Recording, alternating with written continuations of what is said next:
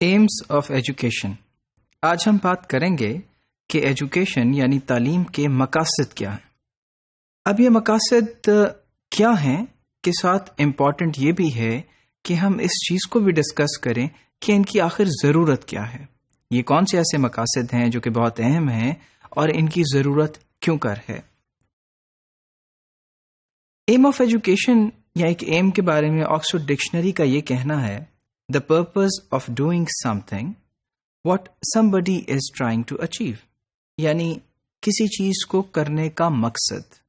کوئی بھی کام، کسی بھی عمل کو جب کیا جاتا ہے تو اس کا کوئی ایک مقصد ہوتا ہے۔ And what somebody is trying to achieve، اور کوئی شخص کیا حاصل کرنا چاہتا ہے۔ تو ہمیں ان دونوں باتوں میں یہ چیز نظر آتی ہے کہ کوئی ایک ٹارگٹ ہے جس تک پہنچنا ہے۔ اب وہ ٹارگٹ سبجیکٹو ہے یا آبجیکٹو ہے، یعنی وہ ٹارگٹ کیا سب کے لیے یکساں ہے یا مختلف ہے۔ آئیے اس چیز کو دیکھتے ہیں۔ ایجوکیشنل ایمز کچھ ایسی جنرل سٹیٹمنٹس ہوتی ہیں، کچھ ایسی سٹیٹمنٹس ہیں جنہیں کہا جاتا ہے جو کہ ڈائریکشن پرووائڈ کرتی ہیں ایجوکیشنل ایکشن کو، یعنی ایجوکیشنل ایکشن کو ایک ڈائریکشن دینا۔ جس طرح یہ کہا جانے لگا یا یہ کہا جائے کہ پاکستان کے اندر اس صوبے میں اتنے لوگ جو ہیں ان کو خواندہ ہونا چاہیے، ان کو پڑھا لکھا ہونا چاہیے، یا اتنے جو ہیں وہ آئی ٹی پروفیشنلز جو ہیں ان کو ٹرین کرنا ہے، ان کو ایجوکیٹ کرنا ہے بائی دس ایئر۔ اب یہ دو مختلف طرح کے ایمز ہیں، یعنی دو مختلف طرح کے مقاصد ہیں جن کو اچیو کرنے کی طرف زور دیا جا رہا ہے اس گفتگو میں۔ اب بات یہ ہے کہ یہ ایمز کیا سب کے لیے ایک طرح سے ہے یا مختلف ہیں۔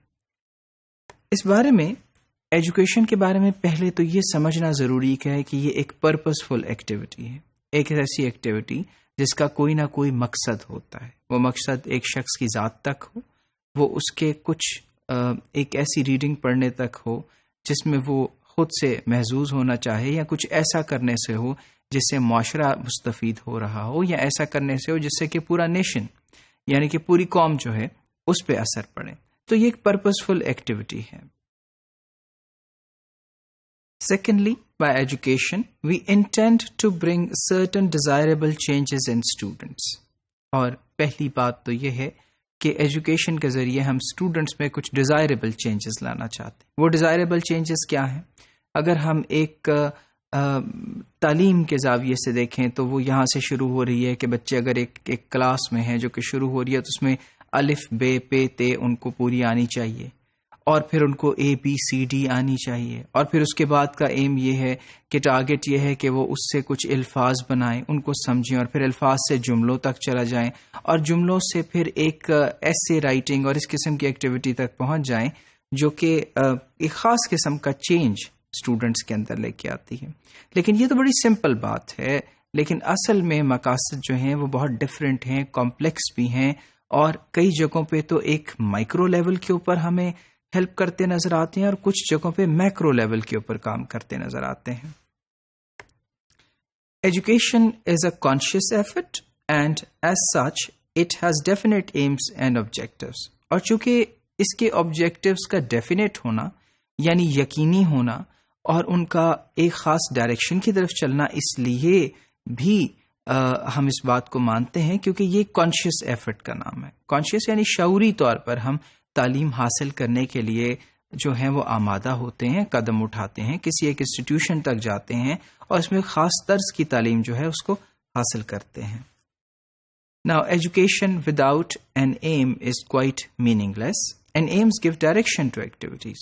اور پھر کسی ایم یا کسی مقصد کے بغیر جو تعلیم ہے وہ بہت ڈائریکشن لیس ہے، اور یہی ایمز اس کو ایک ڈائریکشن پرووائڈ کرتے ہیں، یعنی ایک زاویہ پرووائڈ کرتے ہیں، ایک ایسی ڈائریکشن دیتے ہیں جس طرف کو ٹریول کرنا چاہتے ہیں ہم۔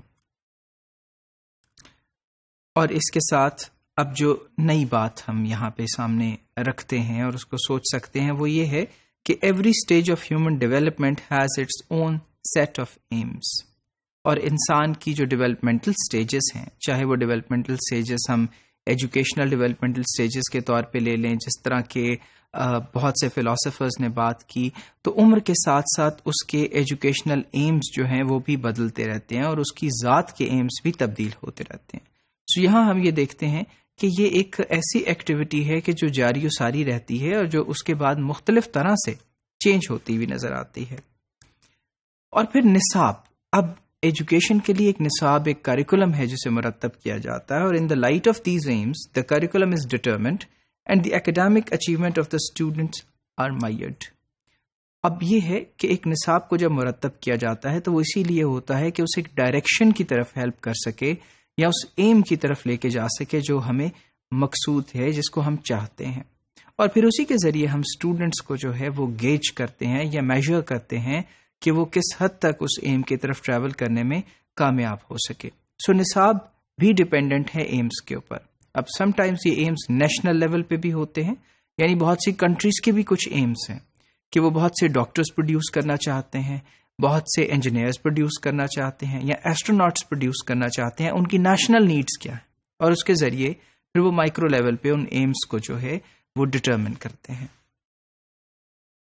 And the aims of life determines the aim of education. اور لوگوں کے اپنی زندگیوں کے جو ایم ہیں، یعنی زندگیوں کے جو مقاصد ہیں، وہ بھی ان ایمز کو مرتب کرنے میں اور ان ایمز کو چینج کرنے میں بہت اہم کردار ادا کرتے ہیں.